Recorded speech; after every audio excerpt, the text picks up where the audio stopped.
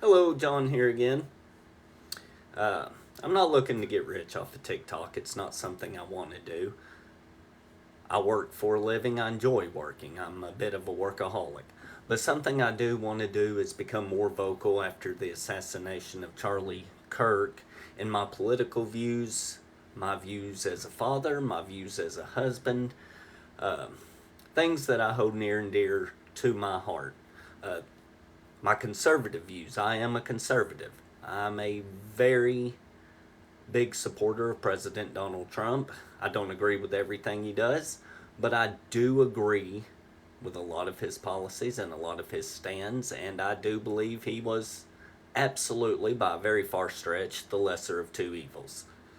Uh, but with the political climate that we have in America right now, uh, I'm very concerned as a father. I have a daughter fixing to go to college next year. She's finishing her senior year in high school, and I think we need to discuss some things, especially openly, as Charlie Kirk did, peacefully. They're not going to shut us up. We are the conservative right for a reason. We don't scare easy. And let me preface that with saying if you thought killing Charlie Kirk was going to silence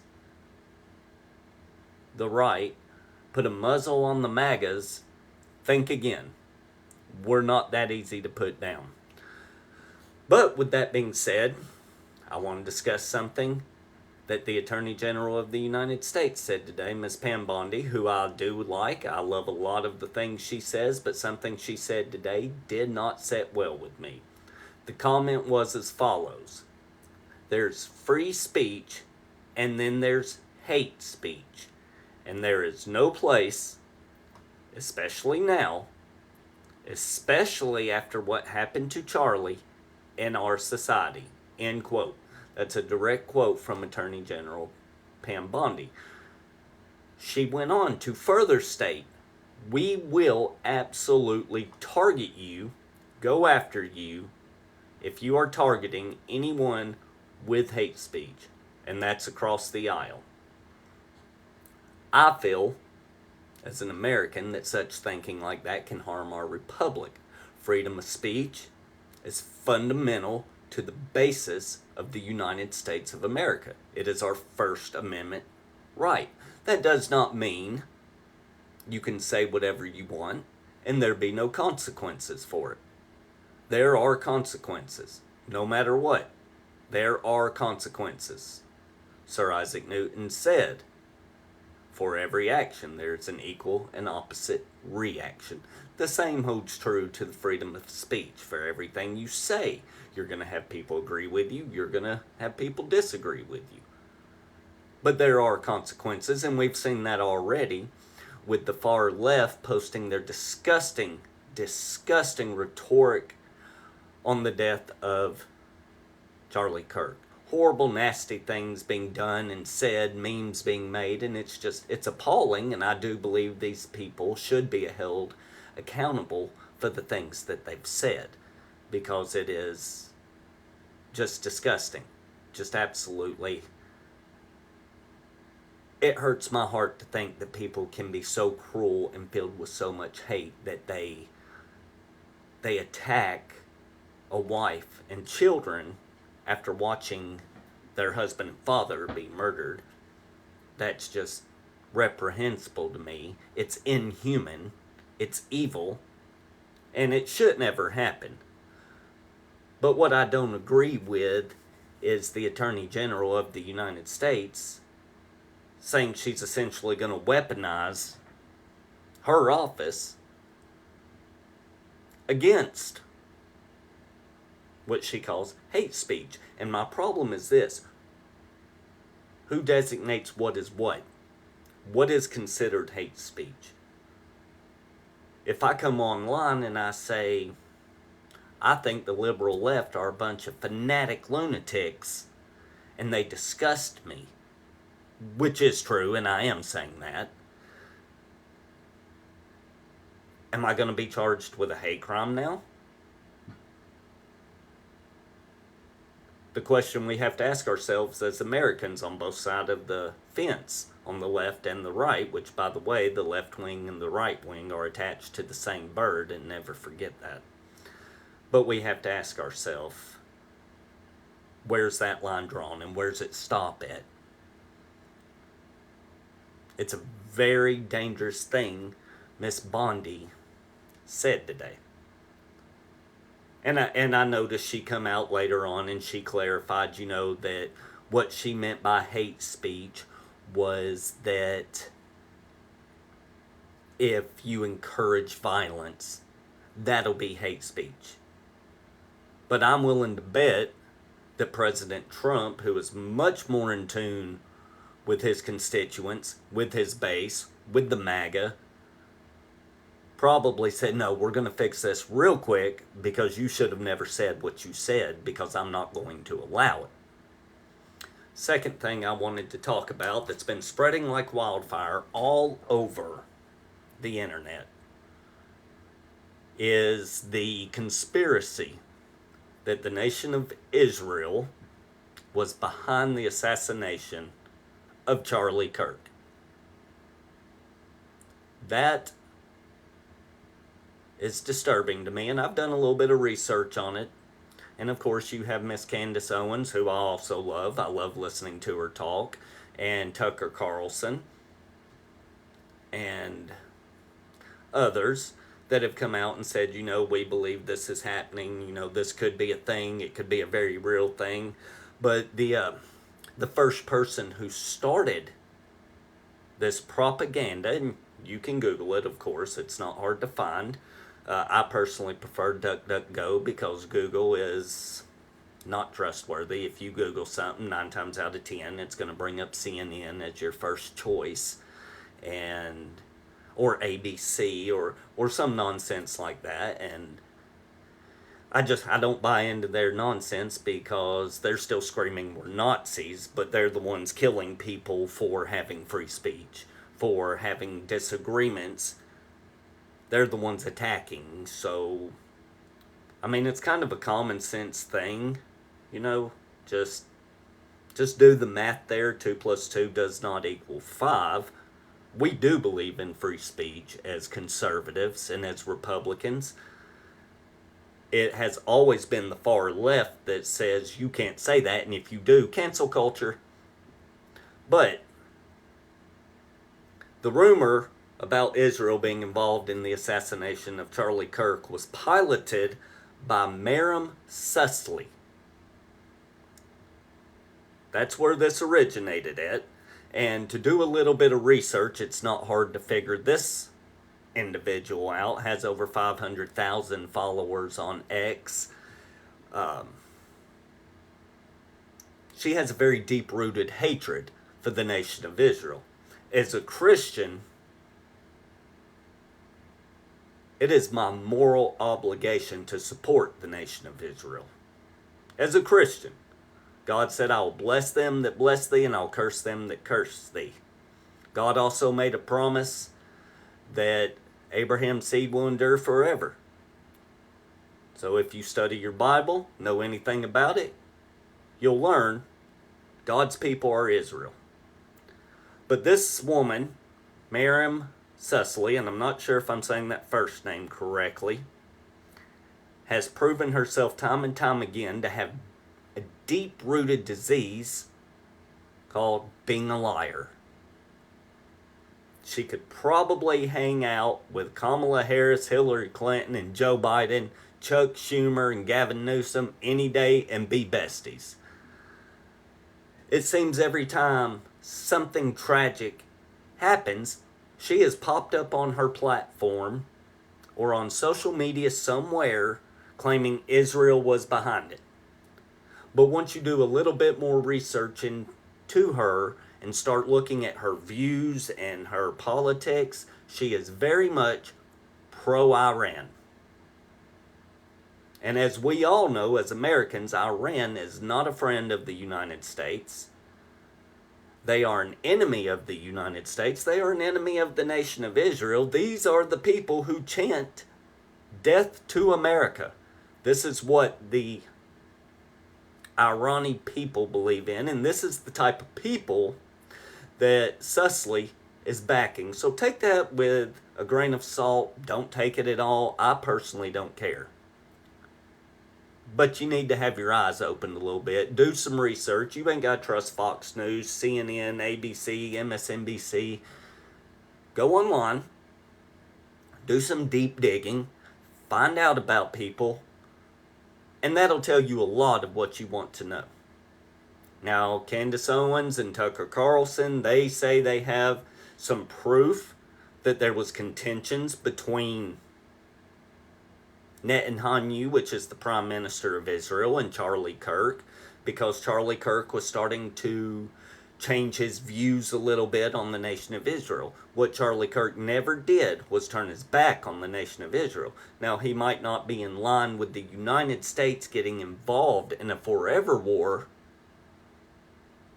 with the Palestinians and Gaza and the United States doing all of it. And I'm not for that. We have our own country. Now, if Iran or Russia or Saudi Arabia or any country like that, invades Israel and they're in combat, they're in war, I do believe the United States should get involved. But it is not the job of the United States of America to do all the fighting for Israel. And this is not anti-Semitism. This is simply just the facts of putting America first, which is something that's needed to be done for a very, very, very long time. America needs to be first. We were already drug into a forever war after 9/11. It continued on and on and on, and Joe Biden fumbled the ball, made things a hell of a lot worse, mainly because he was a buffoon and should have never been president of the United States, but that's what happens when elections get rigged. Something else we have to, as conservatives, we need to understand right now in America, we are behind enemy lines right now. The far left has launched a campaign to end the MAGA movement, to end conservatives because of our beliefs on marriage, abortion, our stance against the transgender mental health crisis that's going on, mutilating children for gender identity. Children aren't even allowed to vote, but we're going to let them decide that they want to be a boy if they're born a girl, or a girl if they're born a boy, and we let them mutilate their bodies. And then we find out later on down the road that this led to more catastrophic mental health issues than what they already have.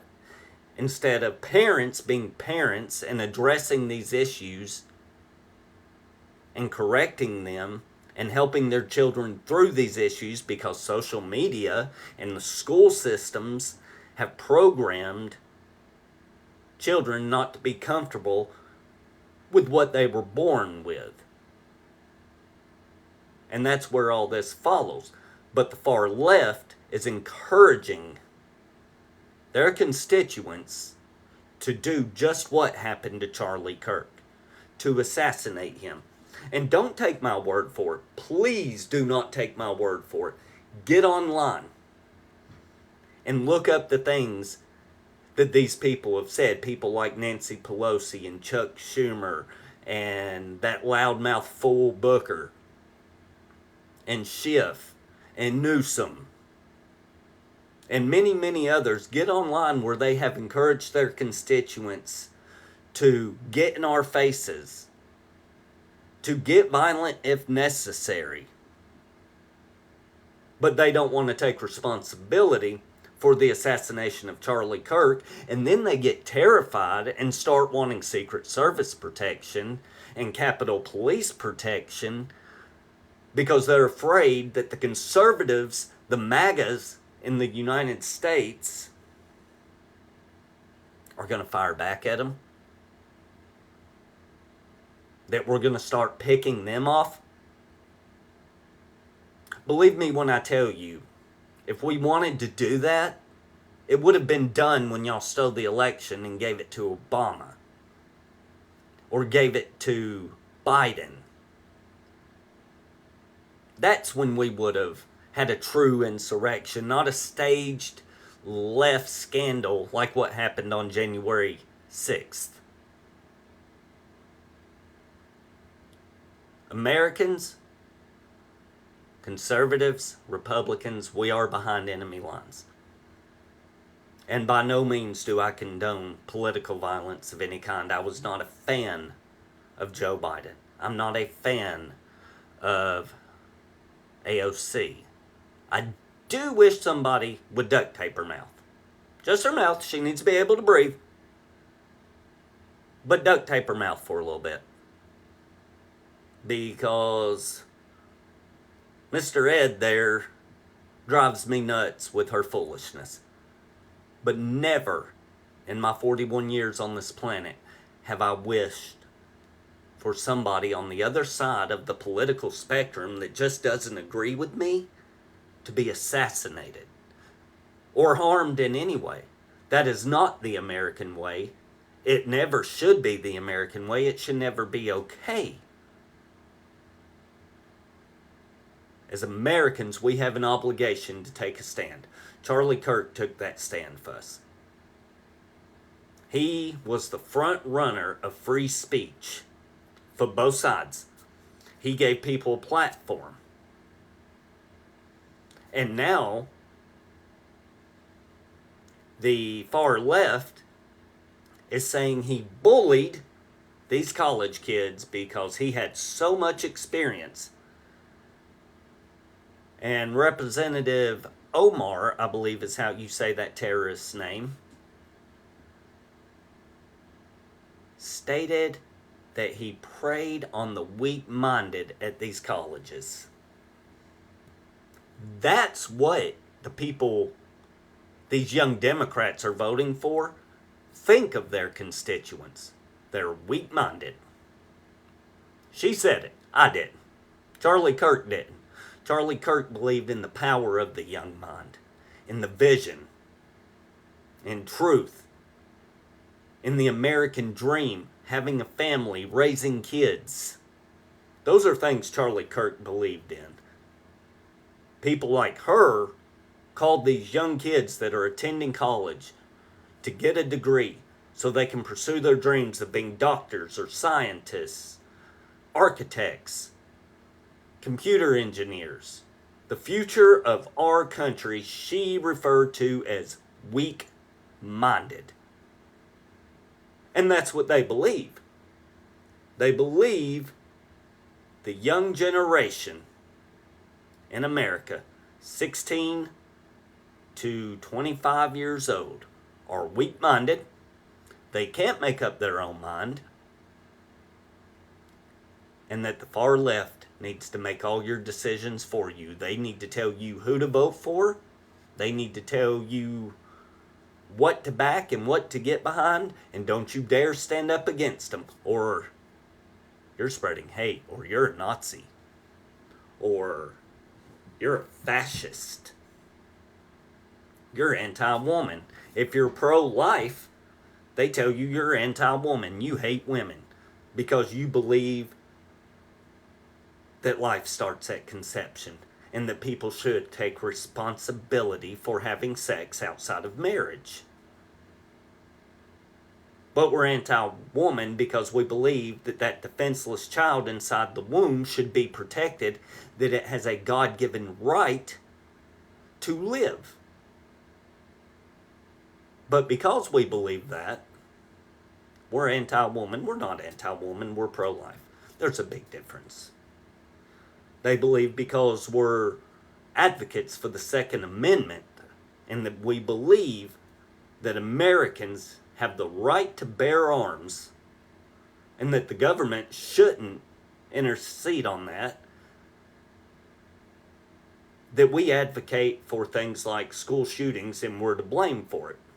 I was a police officer. I'm still involved in law enforcement. Let me tell you something. No matter what, evil finds a way. No matter what. I've seen violence and death occur when firearms weren't even involved. There is an illegal gun market throughout the world. And if bad guys want guns, bad guys are going to get guns. And if we take them away from the law abiding citizens, now we're leaving good men and good women unarmed against an enemy that just does not care.